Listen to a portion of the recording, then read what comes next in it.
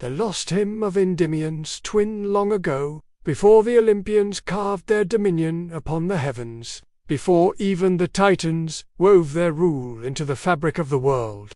There was a figure lost to the poets of shadow in the song of history. His name was Endymion. The old texts speak of Endymion, who granted him eternal slumber beneath the soft glow of the moon. But what the hymns omit, what Hesiod never dared to write, is that he had a brother, one who did not sleep, one who defied the gods themselves. Endymion was born moments after his twin, but unlike Endymion, whose beauty was gentle as the dusk, Endymion's was sharp as a crescent blade. His eyes did not seek the heavens in longing, but in challenge. Where Endymion herded his flock in peace, Endymion wandered the mountains, seeking the hidden tongues of the earth, listening to the whispers of the forgotten deities that predated.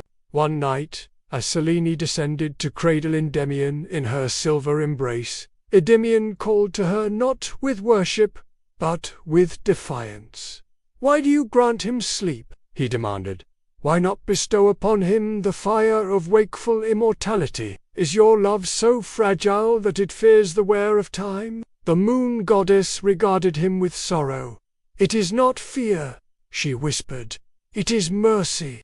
Endymion did not accept this. He scaled the heights of Mount Athris, where the remnants of the defeated Titans still murmured in the winds. He sought out Mnemosyne, the Titaness of memory, begging her for knowledge of an age before the Olympians. Mnemosyne pitied the restless twin and whispered into his ear a word that had been buried beneath eons of divine decree. It was a name older than Zeus, older than Cronus, older than the firmament itself, a name that, if spoken, would wake not only his brother but the world before Olympus. Endymion, reckless and filled with the fire of forgotten truths, spoke the name. The sky did not split, the earth did not shatter, but the stars paused, and from the void between them, something began to stir. The Olympians, in their golden halls, turned their ears to the disturbance.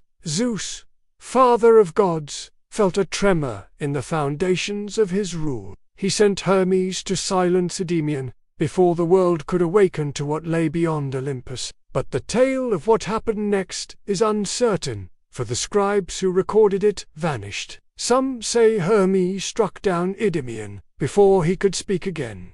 Others whisper that he succeeded, that he woke Endymion, who, upon seeing the world for what it truly was, turned his gaze upon the heavens not with love, but with knowledge. And that, they say, is why the moon sometimes wanes in sorrow, because Selene's beloved does not dream anymore. The lost hymn of Endymion, as translated from the Codex Myrmecian, uncovered in the ruins of Olbia, the twin of sleep, the child of dusk, greater than he walks where the moon dare not shine. He speaks the name before the storm, greater than, and the heavens hush to listen. Fragment from the Codex Myrmecian, Book 4. In the year 1892, an excavation in Olbia, an ancient Greek colony near the Black Sea, uncovered a fragmented manuscript among the ruins of an old temple. The manuscript, later called the Codex Myrmecian, contained a hymn that referenced an unknown figure, Endymion, twin of the famous Endymion. Scholars at first dismissed it as a corruption of earlier myths, but within the Codex, the text describes something curious, a forbidden name, one so ancient that even the Titans feared it. The hymn hinted that Endymion spoke this name, which caused a celestial disturbance, an event that some interpreted as a lost, etiological myth about the dark side of the moon. Further evidence emerged in 1924, when a fragment of a black amphora was found in the ruins of Ephesus. It depicted a young man nearly identical to traditional depictions of Endymion, but with eyes open, standing before the Titaness. Inscribed upon it were the words, Epsilon Delta, Upsilon Mu Y, Omega Nu Gamma, Epsilon Y, Rho, Omega Nu. This sent shockwaves through the academic world. If Endymion had a twin, why was he erased from myth? Why did no other surviving texts mention him? A missing scroll in the Vatican archives? By 1967, classical scholars began speculating that the Romans, upon adopting Greek mythology, may have deliberately removed Endymion from texts. A letter from 15th century scholar Andreas, found in the Vatican archives, mentioned a seventh hymn of Hesiod, a text reportedly destroyed by early Christian scribes for containing dangerous knowledge about a god older than Zeus. The letter describes how in 325 AD, during the Council of Nicaea, an unnamed bishop proposed burning certain Orphic hymns that contained remnants of a myth where a mortal spoke the name of a forgotten deity, nearly undoing the Olympian order.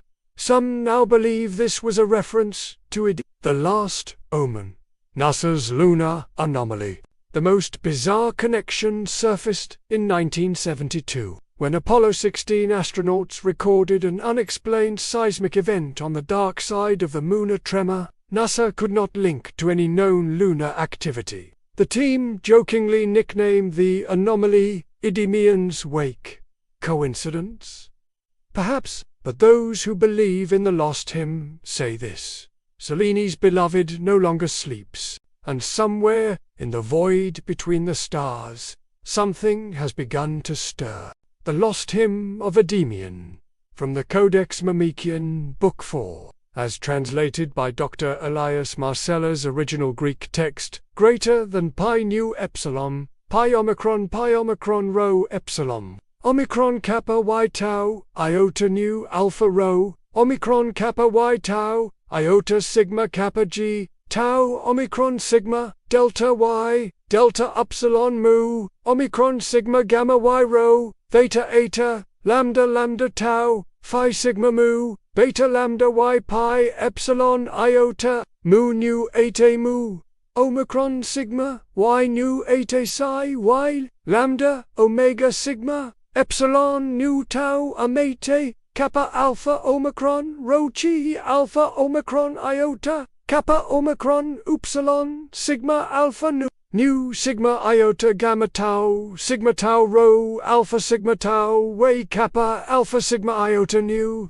zeta epsilon, kappa tau omicron, mu y chi lambda omicron, upsilon pi, omicron lambda, theta epsilon, sigma, omicron chi kappa tau, sigma pi rho p tau, eta sigma pi nu omicron sigma, lambda kappa tau, sigma delta epsilon, y tau, epsilon rho, eta sigma kappa iota y sigma. English translation: sleep, where do you go? No longer in dream, no longer in shadow. The twin has awakened, but he does not see the light. Mnemosyne whispered the name, and the elders heard. The stars stand still in silence. Zeus, from what mist did you rise? Not from the first breath, but from the second shadow. Scholarly notes: the Codex Mamikian's fragmented state has made full translation difficult, but this passage is believed to be part of a lost Orphic hymn that challenges the Olympian genealogy. The second shadow may refer to a pre-Olympian entity, possibly linked to the myth of Endymion speaking the forbidden name. The hymn's questioning of Zeus's origins suggests an alternative cosmology, one in which he is not the first and greatest, but a successor to an earlier and forgotten power. The phrase, "the stars stand still in silence," is particularly unsettling. This poetic device is unprecedented in known Greek hymns, but some scholars have noted its similarity to the Akkadian incantation texts, which describe a moment of cosmic stillness before the awakening of primordial forces. The ultimate deception: this makes it feel like an actual discovered ancient text with a fake academic debate, a mysterious suppressed idea, and linguistic analysis. It mirrors real Orphic hymns and Hesiotic fragments, blending historical plausibility with forbidden knowledge vibes.